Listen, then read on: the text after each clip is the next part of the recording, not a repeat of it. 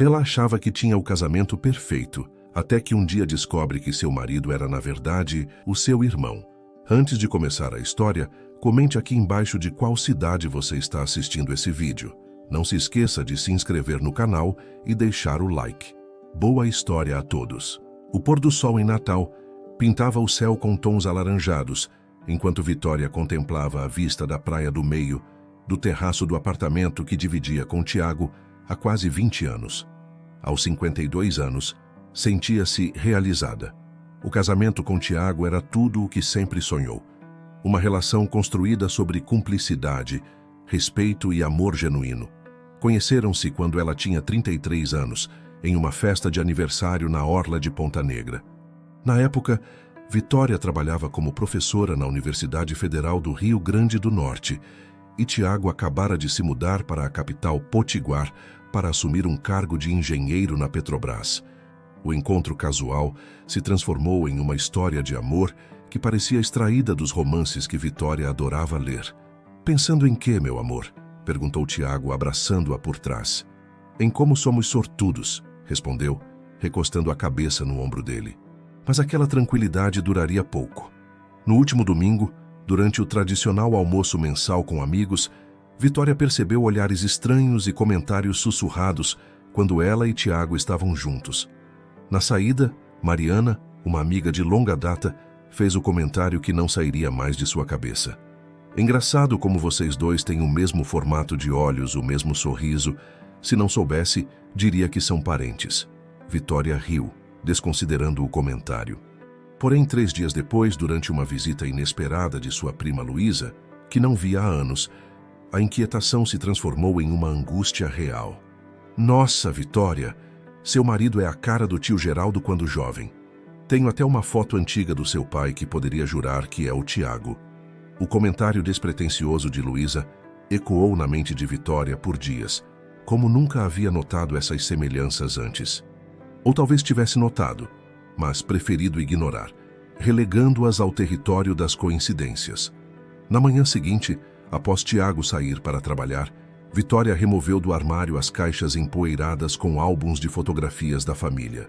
Folheou página por página, analisando cuidadosamente cada detalhe dos rostos que surgiam nas imagens amareladas pelo tempo. Na terceira caixa, encontrou um álbum que não se lembrava de ter visto antes.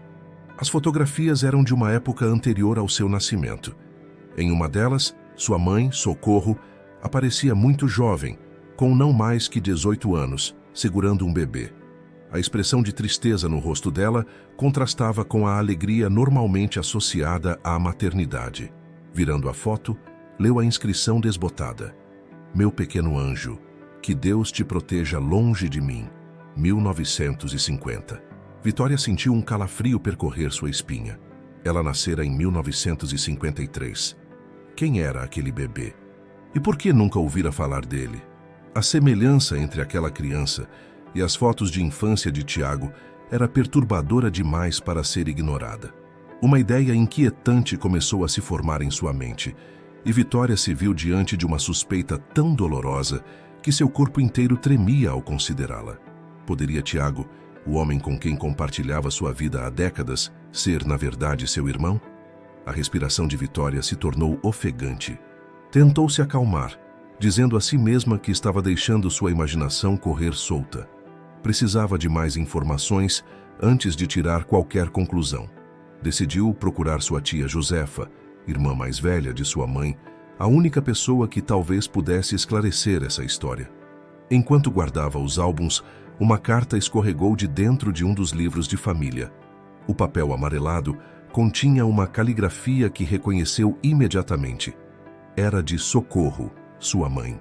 Começou a ler, e com cada linha o mundo que conhecia começava a desmoronar. A carta tremia nas mãos de Vitória. Era um desabafo de sua mãe, escrito décadas atrás, endereçado à irmã Josefa.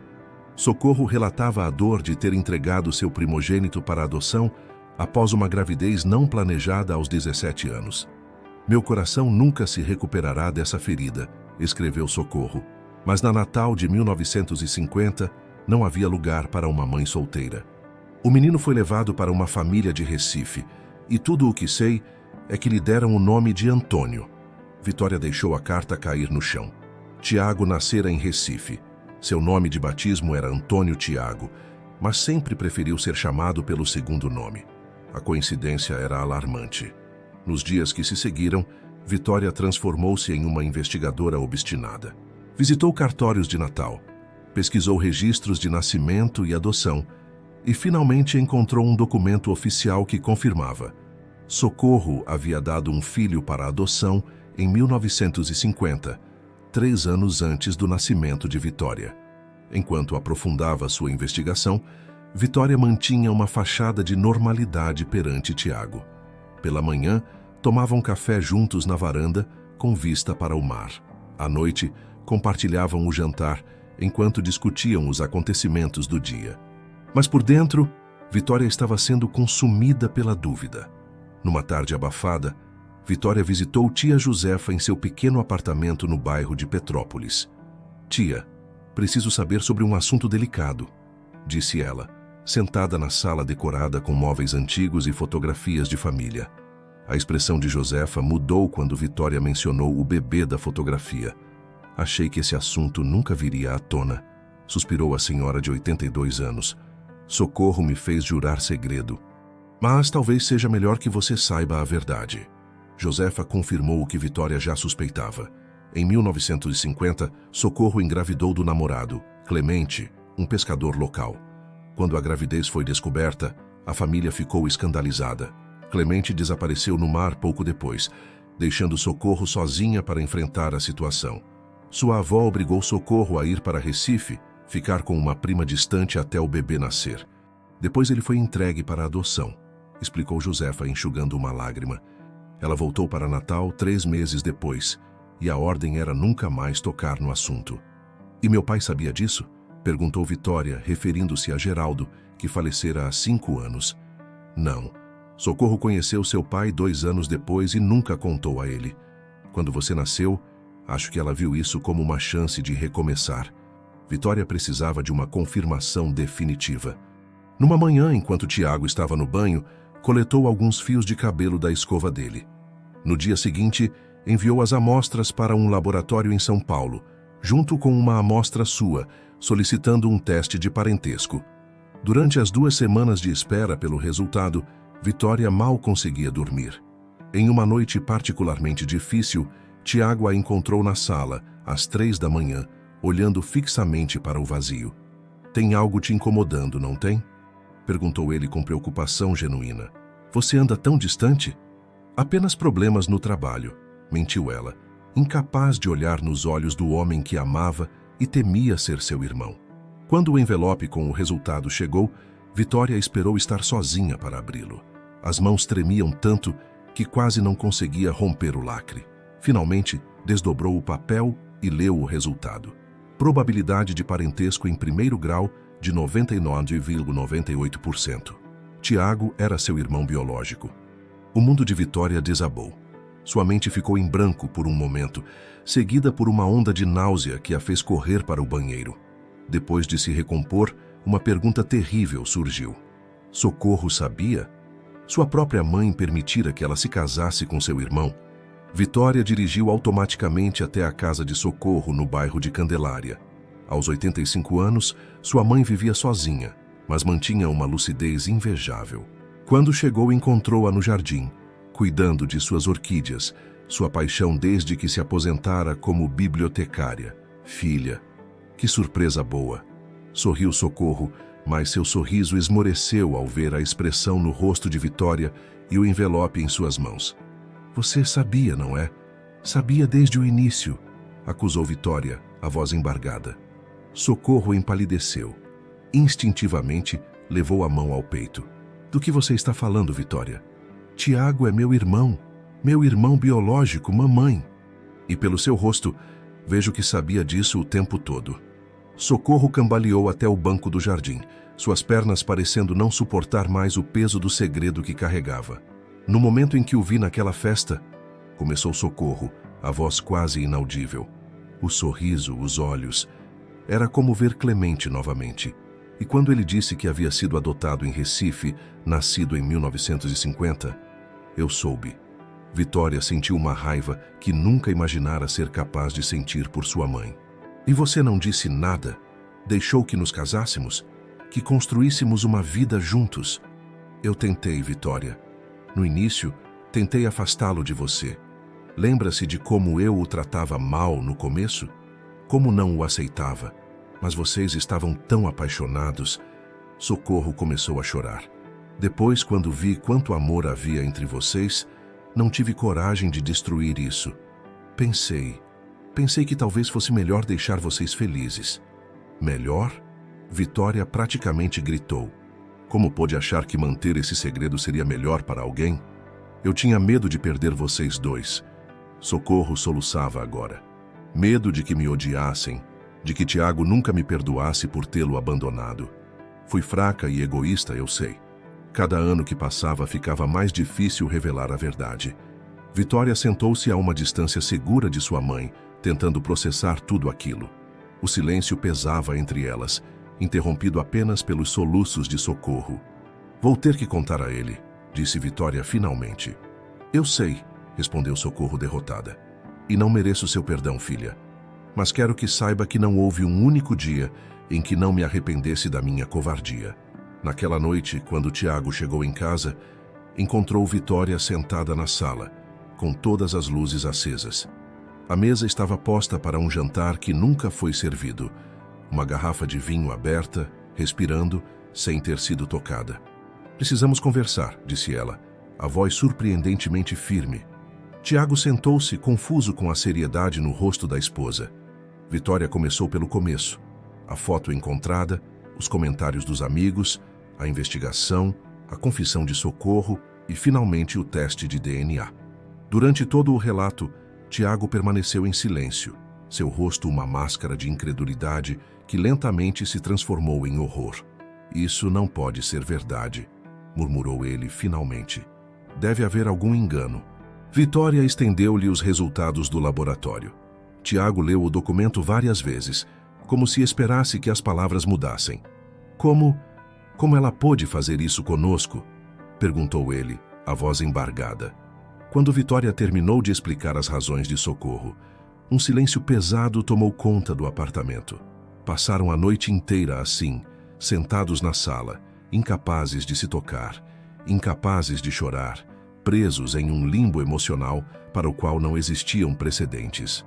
Não posso continuar aqui, disse Tiago finalmente quando os primeiros raios de sol começaram a iluminar a sala. Preciso de tempo. Preciso pensar. Ele se levantou, pegou algumas roupas e objetos pessoais e saiu do apartamento sem olhar para trás. Vitória permaneceu imóvel, ouvindo a porta fechar, sentindo como se uma parte dela tivesse partido junto. Os meses que se seguiram foram os mais difíceis na vida de Vitória. A separação de Tiago não foi apenas o fim de um casamento, mas o desmoronamento de tudo o que acreditava ser sua identidade. O apartamento que antes parecia acolhedor, agora ecoava com lembranças dolorosas. 2 semanas após a partida de Tiago, Vitória decidiu que não podia mais permanecer ali. Alugou um pequeno apartamento em Ponta Negra, com vista para o mar. A mudança foi um processo doloroso. Cada objeto guardava memórias de uma vida construída sobre uma mentira. A relação com Socorro também estava dilacerada. Vitória não conseguia perdoar a mãe, mas também não podia ignorar completamente sua existência. Limitava-se a telefonemas breves, verificando se ela estava bem, mas evitando qualquer conversa mais profunda. Tiago havia se mudado temporariamente para São Paulo, pedindo transferência no trabalho. Eles se comunicavam apenas por e-mails formais sobre questões práticas. A venda do apartamento, a divisão dos bens, documentos que precisavam ser assinados. Nenhum deles mencionava o passado ou seus sentimentos. Em uma tarde particularmente solitária, Vitória recebeu um convite inesperado de sua colega da universidade, Carolina, para participar de um grupo de apoio para mulheres que haviam enfrentado perdas significativas. Relutante no início, acabou aceitando. No grupo, Vitória encontrou mulheres que haviam perdido filhos, maridos, que enfrentaram doenças graves ou divórcios traumáticos. Embora sua situação fosse única, o sentimento de perda era universal. Pela primeira vez desde a revelação, sentiu que não estava completamente sozinha. A dor não vai embora, disse-lhe Dona Cleide, uma senhora de 70 anos, que perdera o marido e a filha em um acidente. Mas você aprende a construir uma nova vida ao redor dela. Essas palavras ressoaram profundamente em Vitória. Aos poucos, começou a redescobrir partes de si mesma que haviam sido esquecidas durante o casamento. Voltou a frequentar as praias ao amanhecer para nadar, hábito que abandonara anos atrás. Matriculou-se em um curso de culinária paraense, algo que sempre quisera aprender, mas nunca tivera tempo. Em um desses cursos, conheceu Sebastião, um professor de literatura aposentado, que também estava reconstruindo sua vida após uma separação. Tornaram-se amigos, compartilhando livros e conversas sobre a vida. Não havia romantismo, apenas a compreensão mútua de duas pessoas que carregavam cicatrizes profundas. 6 meses após a separação, Vitória recebeu um e-mail diferente de Tiago. Ele estava de volta a Natal para resolver assuntos pessoais e gostaria de encontrá-la se ela se sentisse confortável. Concordou com o coração acelerado. Encontraram-se em um café neutro, longe dos lugares que costumavam frequentar juntos. Tiago parecia mais magro, com alguns fios grisalhos que não estavam lá antes. Conversaram sobre amenidades no início, como dois estranhos tentando encontrar um terreno comum. Conheci nossa mãe biológica, disse Tiago finalmente. Socorro me procurou e pediu para conversarmos. Foi intenso. Ainda estou processando tudo. Vitória sentiu uma pontada de ressentimento ao saber que Socorro havia procurado Tiago sem lhe dizer, mas entendeu que era um direito dele conhecer sua história. Você a perdoou? Perguntou Vitória. Não sei se é questão de perdão, respondeu ele pensativo. Entendi suas razões, a época difícil, o desespero de uma jovem abandonada. Não concordo com suas escolhas, mas não posso julgá-la como se entendesse completamente sua realidade. Vitória refletiu sobre essas palavras nos dias que se seguiram. Numa manhã de domingo, encontrou-se dirigindo até a casa de Socorro. Encontrou sua mãe mais frágil, o peso da culpa evidente em seu rosto envelhecido. Não vim dizer que está tudo bem, porque não está, disse Vitória. Mas vim dizer que quero tentar entender. Não quero que esse segredo nos destrua mais do que já destruiu. As duas choraram juntas pela primeira vez desde a revelação. Não era perdão, ainda não, mas era um primeiro passo. Na primavera seguinte, Vitória inaugurou uma pequena galeria de arte no Centro Histórico de Natal. A pintura, descoberta durante sua terapia, havia se tornado mais que um hobby. Era uma forma de expressão para sentimentos que as palavras não conseguiam capturar. Em sua exposição de estreia, para sua surpresa, Tiago apareceu.